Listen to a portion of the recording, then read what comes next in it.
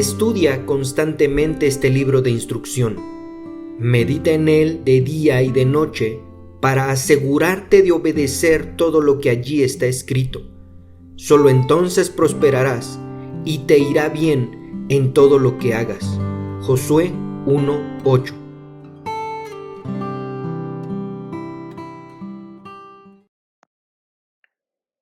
Hola, buen día. Habla el pastor Ulises Aguilar. Gracias por sintonizarnos en esta grabación, la cual le hemos puesto por nombre Meditar. Esperando siempre que la gracia, la paz y la misericordia de nuestro Señor Jesucristo sean con todos y cada uno de ustedes, pues daremos inicio a esta grabación, a esta reflexión de la palabra de Dios y que sea de utilidad y de bendición para todos ustedes. El día domingo tuvimos un tema que se tituló Especial Tesoro. Creo yo que hemos sido privilegiados, muy bendecidos al ser seleccionados por nuestro Dios. Parece algo normal o natural que eso suceda. Sin embargo, en la palabra de Dios me puedo dar cuenta que no es así, que realmente es un regalo tan grande que el enemigo se ha ocupado en que mucha gente no reciba la salvación y aún todas las bendiciones de nuestro Dios. Cuando me pongo a pensar en todo lo que conllevó el que cada uno de nosotros fuese salvo, no hay otra manera más que en mi persona explicar que Dios en su misericordia dio lo más amado que Él tenía, a su único hijo. La Biblia dice que el unigénito Hijo de Dios. Cualquier padre, si le preguntáramos si diera a su hijo que más ama, es muy difícil que él lo diera o ella lo diera. Pero el Padre sacrificó a lo que más amaba. No mandó a un ángel, no mandó a una creación diferente, no mandó a una serie de, si lo vemos humanamente, una serie de abogados para salvarnos del mundo de pecado, de problemas, de enfermedades, de desastres, sino que la solución que Él dio fue dar la vida de su único hijo. Y Jesús, el Hijo de Dios, aceptó esa misión que las películas, las redes sociales, los relatos que se cuentan, creo que quedan muy, muy lejos de lo que en realidad sucedió. ¿Por qué me atrevo a decir esto? Porque cuando nosotros vemos pasajes en el libro de los Salmos que se le llaman profecías mesiánicas acerca de lo que iba a suceder, lo que iba a padecer nuestro Señor Jesús, vemos que fue algo tan caótico, tan desastroso en la parte física, porque en ese momento, cuando Él iba a ir a la cruz, humanamente todos lo dejaron, nadie estuvo con Él. Y nosotros como seres humanos, porque Jesús dice la Biblia que dejó su deidad, pero un ser humano que padeció todo, como seres humanos cuando tenemos un problema queremos tener o necesitamos el apoyo de los seres queridos. Él humanamente lo dejaron solo, todos los discípulos, Pedro el más nombrado, que le decía a nuestro Señor, yo te amo, a donde tú vayas yo iré. Y de la misma manera otros discípulos también le decían, yo voy contigo. Pero cuando fue la hora de la verdad no fue así, lo dejaron solo. En el mundo espiritual, él ya lo había dicho, está escrito en los evangelios, donde dice que el Padre había mandado profetas para que le hablasen y estaban esperando que el Hijo viniera para matarle. Entonces, el enemigo, el inicuo Satanás, como comúnmente se conoce, él estaba listo para eh, matar al Hijo de Dios. Algunas películas, una de las más recientes, aparece cómo se regodea justamente antes del holocausto y cómo aparece sonriendo y burlándose porque ellos pensaban que iban a matar al Hijo de Dios. Y la Biblia dice que Él dio su vida, nadie se la quitó, sino que Él la dio, se sacrificó y la volvió a tomar por el Espíritu Santo. Pero creo que cuando se habla del holocausto, definitivamente fue algo tremendo, algo complicado, algo sumamente doloroso para él, porque aún en, en la oración, en el huerto del Getsemaní, él le decía al Padre: Señor, que pase de mí esta copa, que pase de mí este problema. Yo realmente no quiero pasarlo, sé que va a haber una situación muy difícil en mi vida. Pero él selló sus palabras diciendo: pero que se haga tu voluntad y no la mía. Eso cambió el rumbo de la historia, porque él, siendo Dios, se humilló a sí mismo, obedeció al Padre por amor a todos nosotros. Pero no es suficiente solo relatar eso.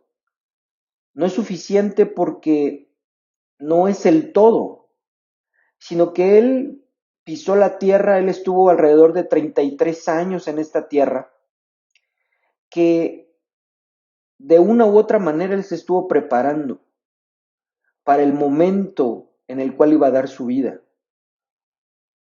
Podemos ver que cuando dice que estuvo en el templo cuando era niño, se sorprendían los doctores de la ley de lo que él estaba diciendo, de lo que él decía. Y muchos decían: es que es hijo del carpintero. ¿De dónde ha salido tanta sabiduría? Entonces me deja ver que Jesús estuvo preparando para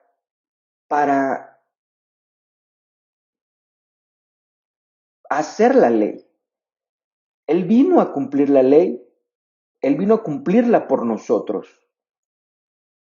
De tal forma que, según la ley, él tenía que esperar alrededor de 30 años para empezar su ministerio. Según de acuerdo a lo que dice la ley en cuanto a los sacerdotes y levitas, que tenían que esperar a los 30 años para entrar al tabernáculo y oficiar. Y a los 30 años era el ministerio de las cosas más sagradas o más santas. Entonces él estuvo aquí en la tierra durante 30 años esperando y preparándose para que cuando él fuera bautizado y fuera lleno del Espíritu Santo, iniciara su ministerio de manera gloriosa. Todo esto lo estoy trayendo a mención porque no solo hablar del holocausto, de lo que hizo Jesús, nos muestra el amor de Dios, sino que Él se ocupó de que tantas personas escribieran parte de la Biblia. Y digo escribieran porque Dios les dijo, les dictó qué escribir. Se ocupó desde hace miles de años en que nos llegara su palabra. La Biblia está relatado lo que es Dios, quién es Dios, sus pensamientos están en la Biblia. Cuando miramos todo esto, y aún, como lo dice el libro de Hebreos, que al mirar las cosas físicas, al mirar los montes, los collados, al mirar una puesta de sol, al mirar cómo una flor nace y en la tarde se marchita, y que aún la Biblia dice que ni aún Salomón con toda su sabiduría y riqueza se vistió como una flor. Nadie tiene ese espectáculo de colores. Entonces cuando vemos las cosas visibles y todo lo que nos rodea, pensar que ese Dios tan glorioso, tan majestuoso, tan extraordinario, se haya ocupado en darnos salvación, definitivamente nos ama sin límite. Y que cuando miro lo que dice el libro de Éxodo, capítulo 19, versículo 5, ahora pues si dieres oído a mi voz y guardares mi pacto, vosotros seréis mi especial tesoro sobre todos los pueblos, porque mí es toda la tierra. Lo que Dios está diciendo es que cuando alguien, sea hombre, mujer, niño o anciano, una persona, obedece al Señor, cuando alguien vive lo que está escrito en la palabra de Dios, cuando alguien de la profundidad de su corazón guarda fielmente, vive fielmente lo que Dios ha puesto en su palabra, se convierte en un tesoro para Dios. Y alguien podría decir, sí, pero ¿eso de qué me sirve? Para qué me sirve ser un tesoro de Dios? ¿De qué me sirve ser apreciado por Dios? Y yo le diría, tiene todo, tiene todo. Realmente es un esfuerzo, porque el Evangelio no es un Evangelio, diría, fácil. Realmente el Evangelio es un Evangelio eh, hermosísimo, pero que conlleva un esfuerzo, que conlleva cosas que hacer. ¿Por qué? Porque Él ya lo hizo todo. Él entregó a lo que más amaba, a quien más amaba, que es Jesús. Entregó aún, dice la Biblia, que ni aún dio salvación a todos los ángeles.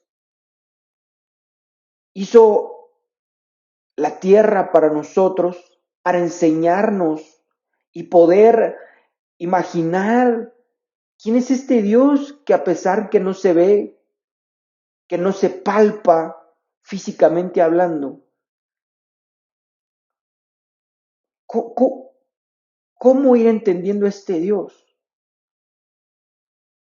¿Cómo entender a un Dios tan grande? Y que de la misma manera, cuando miramos que Él dice, mira, tú esfuérzate en esta parte, tú hazme caso, tú obedece mi palabra. Eso conlleva un esfuerzo, porque Él ya lo hizo todo. Nosotros no podríamos pagar todo lo que Él nos da, todo lo que Él nos bendice, la salvación. No podemos. Y lo único que Él nos pide es, tú hazme caso en lo que dice, lo que está escrito en la Biblia. Tú no te dejes llevar por lo que diga la gente, por lo que diga el mundo. Tú hazme caso y yo voy a ser tu especial tesoro. Yo voy a dar, yo voy a hacer que tú seas mi especial tesoro. Yo me imagino esto como cuando las hermanas, las mujeres tienen sus anillos, sus joyas y lo guardan en un alajero o en una cajita donde tienen ahí sus joyas a lo mejor más valiosas. Y no me estoy refiriendo a algo caro, a algo eh, eh, costoso, sino que a lo mejor representa un regalo de su esposo, a lo mejor representa un regalo de sus padres, tal vez representa eh, una de las cosas que se quiso comprar con su primer sueldo, no sé, pero ahí está guardado. No está en cualquier lugar. No está en la cocina, no está en la sala, no está en el estudio, sino que un lugar donde para ella se guardan las cosas importantes. Y cuando el Señor nos da esta mención, creo que podríamos pensar que algo así sucede. Que Dios, cuando ve que alguien le hace caso, cuando ve que alguien, vuelvo a repetir, hombre, mujer, niño, anciano, se esfuerza para obedecerle, para hacerle caso, lo tiene muy cerca de su corazón, lo tiene vigente, lo tiene en mente. Sé que en el Evangelio muchos cristianos y mucha gente quiere un evangelio fácil, un evangelio mágico, un evangelio donde Dios está obligado a darnos todo sin hacer absolutamente nada. Pero este versículo nos muestra que vale la pena el vivir conforme a su palabra, que vale la pena esforzarse, que vale la pena el dejar cosas que no son agradables a los ojos de Dios, que vale la pena ser diferente a los demás, que vale la pena el, el dar un esfuerzo extra. Muchos se refieren a esta parte como la milla extra, el que a pesar de que tenemos que hacer nuestras actividades, nuestros trabajos, buscar de Dios por sobre todas las cosas, ocuparnos en la lectura de la palabra, porque eso nos va a ayudar a identificar qué debo, qué no debo hacer, y nos convertiremos en estas personas especiales para Dios. Él ya lo prometió, ya está ahí, ya está todo. Es como que ya está la carrera, ya está el podio, ya están las medallas, pero corre tú, haz el maratón, gánate el premio, esfuérzate. No es suficiente solo con correr, no es suficiente solo con salir y correr unos cuantos metros. No es suficiente porque el galardón es muy grande. Mira, te voy a leer solo, es un pasaje, está un poco largo, pero quiero leerte algunas partes de este pasaje para que consideremos el no solo estar en el Evangelio, que es algo extraordinario, eres salvo, que el Señor te bendiga, que el Señor te dé más, te prospere, seas sumamente bendecido. Pero no es suficiente. Ve por el todo. Gánate el cariño, gánate la confianza de Dios, gánate el ser una persona especial para Dios. En el libro de Deuteronomio capítulo 7 empieza: porque tú eres pueblo santo para Jehová, Jehová tu Dios te ha escogido para hacerle un pueblo especial. Ya te escogió, ya te puso en la salida, ya te cambió, ya te vistió, ahora corre. Y dice que en el verso 9: conoce pues que Jehová tu Dios es Dios fiel, que guarda el pacto. Es decir, Él nunca se va a arrepentir de algún galardón o de algo que promete. Jamás. Y vuelve a repetir en el verso 11: guarda por tanto los mandamientos y estatutos, decretos que yo te mando que te cumplas. Cuando en la Biblia dice guarda, no se refiere a guardarlo en una caja fuerte o guardarlo en un bolsillo, se refiere a cumplir, se refiere a obedecer lo que está escrito. Y mire, el verso 13 está extraordinario. Y te amará. Ya te ama. Porque de tal manera amó Dios al mundo, que dio a su Hijo unigénito, para que todo el que en Él crea no se pierda. Pero te va a amar más, vas a ser alguien especial para Él. Vas a ser alguien que se robe su atención, alguien que robe su mirada y dice, te amará, te bendecirá y te multiplicará. Cuando hablamos de esto es en todas las áreas de nuestra vida. Creo que con esto podemos cerrar este audio diciendo que Dios quiere que seamos su especial tesoro. Ganémonos ese regalo. Ganemos este privilegio. Si tú y yo nos esforzamos para ser esas personas, no solo que recibieron salvación, sino que nos esforzamos para ser alguien completamente diferente, alguien que, según la perspectiva de Dios, es alguien digno de ser amado. Él te va a bendecir y te va a multiplicar. Vas a ser bendito en todas las cosas. Así es que no nos olvidemos de meditar en la palabra de Dios.